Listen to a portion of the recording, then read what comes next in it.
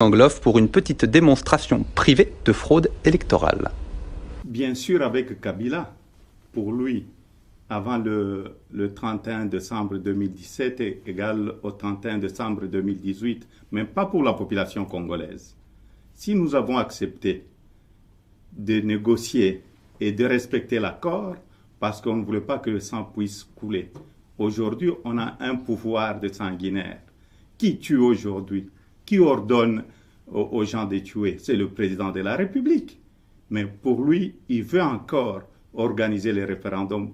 Voilà, monsieur Amba Baudouin. Il veut organiser les référendums avec ses machines. C'est pourquoi je demande à la population. Cette fois-ci, nous n'allons pas. Voilà. Pour eux, le vote électronique est antidémocratique car il autorise une fraude indétectable. Même pas vrai, disent les fabricants de machines à voter. Comment ça, pas vrai? Ah, c'est ce qu'on va voir, c'est exclamé Rob Grengricht. Grengricht, c'est un Hollandais, un informaticien hollandais, un tout petit peu hacker sur les bords et qui a bricolé la machine à voter électronique. C'est tout vu, il a piraté une machine à voter un modèle NEDAP, le modèle national en Hollande et aussi celui qui est le plus répandu en France. Nous partons donc à Amsterdam avec Olivier Gangloff pour une petite démonstration privée de fraude électorale. These machines weigh 28 kilograms. 28 kilos, c'est le poids d'une machine à voter de la marque NEDAP. Rob en a acheté 2 exemplaires à une municipalité hollandaise pour 4 000 € la paire. Il est informaticien et convaincu que le vote électronique est une menace pour la démocratie. Il a donc décidé de montrer que le système est piratable. There we go. That's the machine. Devant nous, avec un simple tournevis, il ouvre la machine, retire une puce électronique qu'il remplace par une autre, identique en apparence, mais qu'il a programmée lui-même. Craquer le code de fonctionnement lui a pris 1 mois de travail, mais désormais, il est opérationnel. Il peut pirater n'importe quel ordinateur de vote NEDAP en moins de 2 minutes. Vous les remplacez avec vos propres puces. Ce sont des puces qui ne coûtent pas grand-chose et qui sont faciles à programmer. Allez, on va jouer à la démocratie maintenant. Je vais voter pour le parti 1, 2, 3 et 4. Rob accomplit maintenant son devoir de citoyen. Pour les besoins de la démonstration, il vote plusieurs fois pour différents candidats, sans donner une seule voix au 5e qu'il a intitulé « Le Parti de la fraude ». Là, je clôture l'élection en appuyant sur ce bouton et en tournant cette clé. De l'autre côté de la machine, il y a une imprimante. Elle permet de sortir les résultats officiels. Normalement, c'est beaucoup plus long car il y a beaucoup plus de votants. Et voilà le document officiel. À partir de ce document officiel, il procède rapidement au dépouillement du scrutin. Le parti du PVDA a 3 voix, nous lui en avions pourtant donné 4. Et le grand gagnant de cette élection est le parti de la fraude avec 5 voix. Alors que Rob n'a jamais appuyé sur le bouton correspondant à ce parti. Le bureau de vote va penser que tout est régulier, normal, que tout a fonctionné, il n'y a rien de louche. C'est une élection complètement légale et légitime, en dehors du fait que tout est faux. Depuis que cette démonstration a été médiatisée en Hollande, la société NEDAP a fait installer des scellés sur ses machines pour empêcher l'accès aux circuits électroniques à des personnes non autorisées. Mais pour cet informaticien militant, ça ne change rien au fond de l'affaire. Cette fraude indétectable peut venir de l'intérieur. Les gens de NEDAP ou les importateurs en France, par exemple, ils ont accès à ces machines en permanence. Ils changent régulièrement les puces pour actualiser les logiciels nouvelles versions. Aux Pays-Bas, suite aux exploits de Rob Grengricht, une commission nationale a été mise en place. Lui est convaincu que son pays va abandonner le vote exclusivement électronique. L'Irlande, devenue suspicieuse, a remisé au placard les 7500 machines qu'elle avait commandées à NEDAP en 2004.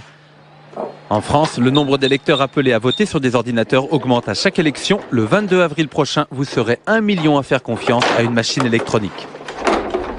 Eh ben.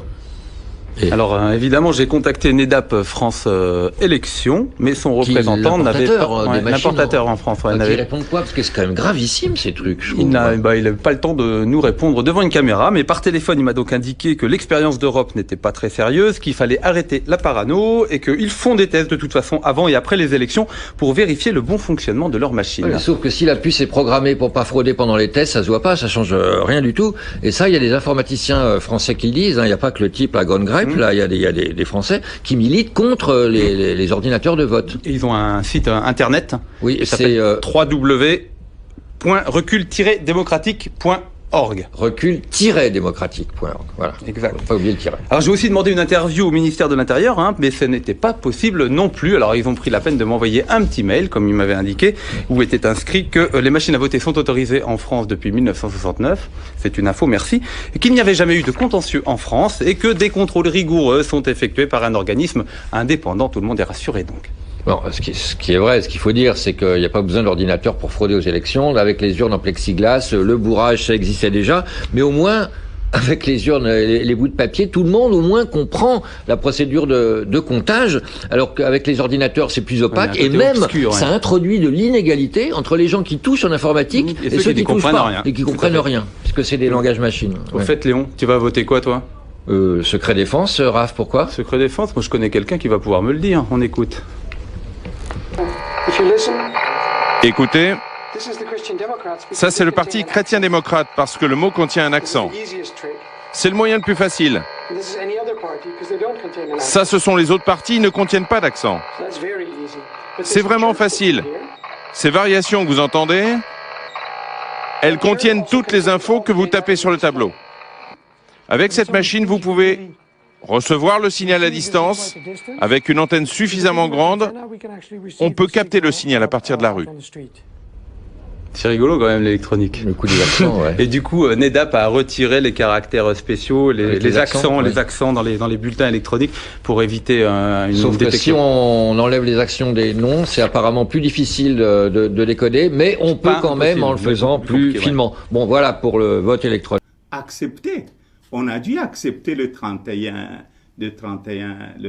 décembre 2017 parce qu'il y a l'accord que nous sommes en train de respecter. Il y a le calendrier qui est sorti. Donc, pour nous, cette fois-ci, nous ne serons pas d'accord parce qu'on n'aura même pas besoin de conseils. Si on nous parle du référendum, s'il veut organiser les référendums, c'est pourquoi je demande à la population congolaise d'être très vigilant. Cette fois-ci, nous allons les chasser. Il n'y a pas autre chose. Donc, ce n'est pas égal au 31 décembre 2017.